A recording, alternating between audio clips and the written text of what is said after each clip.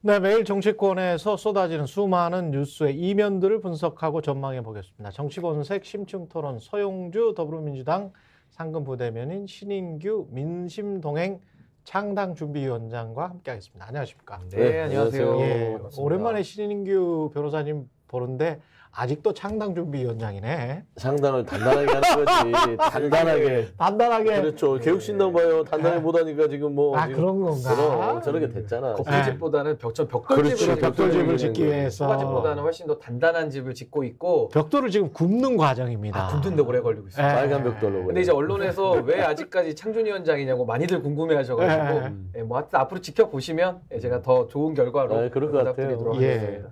선거가 12일밖에 안 남았어. 2주도 안 남았어. 게다가 사전투표. 곧 있으면 사전투표하죠. 예. 거의 일주일 남은 거죠. 일주일 남은 거죠. 일주일. 야, 그 사전투표도 지난번에 비율을 보니까 투표한 사람들의 40% 정도가 있더만요. 그렇죠. 투표율이 그렇죠. 22% 사전투표율이 그 정도 나온 것 같아요. 그렇죠. 66이었거든요. 그렇죠. 66%. 66이었는데 22를 사전투표했으니까 3분의 1이 한 거지. 예. 근데 앞으로 사전투표가 이제 학습 효과가 너무 많이 이루어졌기 음. 때문에 그리고 홍보도 많이 이루어져서 아마 사전투표가 더 편하거든요. 그래서 더 많은 분들이 이번에 아마 사전투표 하시지 않을까 그 예상이 보수 됩니다. 신문들에서 그런 이야기도 나오고 있더라고요. 사전투표를 하면 그 하는 게 뭐 이상하게 부정선거 된다 그런 말이 보수 유튜버들 사이에 돌았는데 그런 거 믿지 말아라. 사전투표 그냥 하셔도 된다. 그런 이야기 많이 하더라고요. 그거는 좀 제정신 있는 뭐 분석이고요. 예. 요즘 보니까 그 누구예요? 그 국민의힘의 그 저기 뭐 선거 준비하는 분께서 사전 투표하지 말라고 해서 지금 또 논란이 됐다가 그렇죠. 예, 번복이 됐죠. 아니 근데 네. 윤석열 대통령도 사전투표 하셨어요. 맞아요. 그때 대선 그치. 때도 사전투표 안 하는 움직임이 많아서 이거 네. 불안해하지 마시라라고 하면서 당시 후보였던 윤석열 대통령도 사전투표를 하러 갔기 때문에 그리고 지금은 이제 선관위의 사무총장도 윤석열 대통령 친한 분 아닙니까? 그렇지. 그러니까 그렇지. 이제는 부정선거가 더 이상 통할 수 없는 그런 환경적 조건이 이미 구비됐다라고 이게 생각합니다. 쓸데없는 소리를 하는 거예요. 쓸데없는 꼬투리 잡는 거고. 예. 아 투표가 무슨 죄야? 저기 국정운영 못하는 사람이 문제지. 아, 그래서 뭐 정치도 죄가 없습니다. 근데 여론조사랑 좀 달리 나오면 또 여론조사 때는 뭐 이렇고 투표 실제로 이제 기표해보니 나와보니 개표해보니 뭐 다르더라. 그래서 이게 뭔가 여기 흑막이 있는 거 아닌가 그런 생각을 가지시는 분들도 있는 거 꼭 공부 못한 애들이 그래요. 네. 뭔가 이거 시험 문제 뭐 뭔가가 있는 거 아닌가. 네. 나를 떨어뜨리기 위해서 뭐 어려운 문제를 낸 게 아닌가 그러거든요. 근데 그냥 공부 잘하는 사람들은 묵묵하게 어려운 문제가 나오든 쉬운 문제가 나가든 그냥 자기를 믿고 가는 건데 지금 꼭 공부 못하니 윤석열 정부가 그런 거 지금 따지고 있는 거예요. 어제 종로를 가는데 그 한 60대는 아니고 그분들이 한 70대는 될 것 같습니다. 그 어르신들이 이야기를 하는데 한 분이 굉장히 목청이 크세요. 목청이 크셔가지고 이야기를 하는데 뭐라고 하냐면 지금 여론조사가 다 좌빨이잖아. 그게 들리는 거예요. 그래서 무슨 소린가 들어봤더니 여론조사가 다 좌빨이고 중앙일보가 좌파로 갔다는 거예요. 근데 조선일보는 눈치를 하나 보고 있기 때문에 이게 지금 여론조사가 다 좌빨이어서 이게 믿을 수가 없고 실제 민심은 윤석열 대통령이 얼마나 잘하는지 아느냐. 다 그렇게 응원하고 있다. 그런 식으로 이제 이야기를 하는데 옆에서 이제 듣고 계시는 분들도 고개를 끄덕끄덕 거리더라고요. 그걸 네 글자로 이제 정신승리 내지는 이제 희망회로 이렇게 부르는 건데 예. 아니 이제 여론조사는 추세를 보는 거잖아요. 네. 추세를 보고 이제 공부를 하고 네. 그렇지. 민심의 흐름에 몸을 던지면 되는데 완전히 거꾸로 지금 가면서 이 사태를 초래한 거거든요. 예. 저는 가장 염려되는 것이 뭐 그럴 일은 없겠습니다만은 윤석열 대통령이 이 결과 나중에 총선 결과를 못 받아들이면서 오히려 선관위를 뭐 압수수색하거나 선관위를 또 때리려고 할 수도 있다. 이거 악마화를 네. 많이 하고 있거든요. 네. 그러니까 자꾸 죄 없는 사람들 잡지 말고 본인이 잘하면 됩니다. 본인 스스로를 잡아야 돼. 본인을 돌아봐야지 자꾸 왜 다른 사람에게만 성찰과 반성을 강요하는 것인지 네. 매우 지금 잘못 가고 아니 있다는 말하자면 것 보수 신문들의 좌빨 성향이라는 분석이 나올 만큼을 만든 게 누군데? 중앙일보 좌파로 쓰고 있다는 아 깜짝 놀랐어요. 그러니까 이제 그분이 뭐 어떤 식견이 있어서 그런 얘기를 안 하는 것 같고 예, 어떤 예. 뇌피셜인데 예. 저는 봐서는 윤석열 대통령이 잘하면 이런 여론조사가 안 나오잖아요. 그렇죠. 이번 선거에서 솔직히 민주당이 뭐 많이 잘해서 이런 좋은 어떤 흐름을 얻는다고 생각하지는 않고요. 예. 저는 솔직히 윤석열 대통령이 가장 큰 우군이다.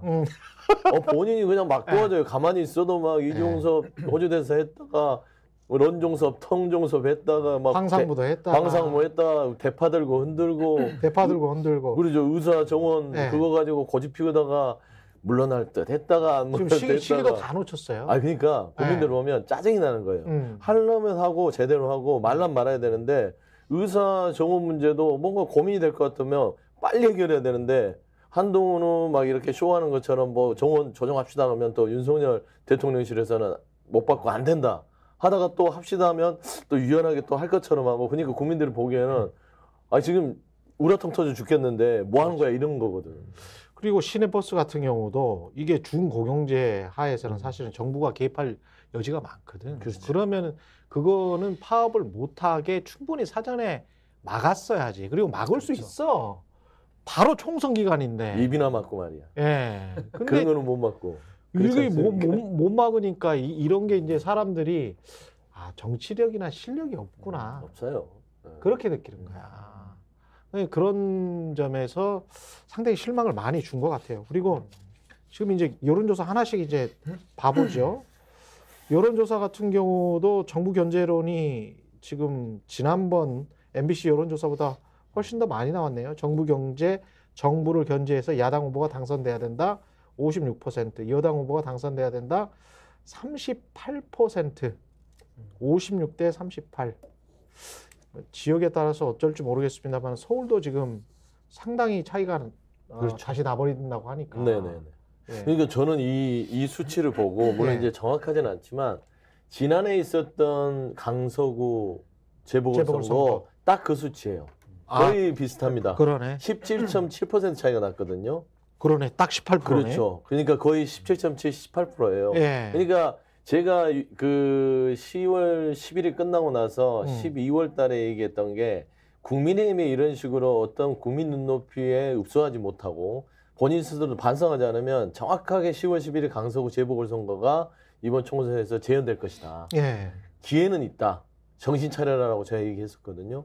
정신 못 차리죠. 그래서 저는 이 수치가 지금 강서구 재보궐선거의 수치로서의 국민들의 심판이 지금 다가섰다. 저는 그렇게 보고 있는 것이죠. 그러니까 이제 그동안에 했던 그 실정에 대해서 이제 총체적인 성적표를 지금 받을 시간인데 뭐 그동안 한동훈 위원장 와가지고 뭐 공천 국면에서는 아주 잠깐 그 혼란을 틈타서 윤석열 대통령 얼굴이 안 보이기 시작하니까 그렇죠. 상대적인 착시 효과 속에서 이제 국민의힘이 올라가는 거 아니냐. 그 실제로도 여론조사상으로는 국민의힘이 분위기가 좋았던 적도 분명히 있거든요. 예. 근데 그것이 이제 조국 혁신당 등장과 함께 이종섭 피의자를 호주로 보내고 이런 것들이 막 맞물려 오면서 이 정권이 이제 도저히 이제 못 참겠다라는 그 인내심의 역치를 넘어선 상황이라서 전 지금 이제 뭐 총선이 거의 2주일 내지는 사전선거 기준 일주일 남았는데 지금은 백약이 무효다. 그냥 무릎 꿇고 맞아요. 살려주세요를 해도 지금 국민들께서 아마 동정하는 여론도 많이 없을 겁니다. 제가. 스픽스는 말하는 언론입니다. 대세는 유튜브,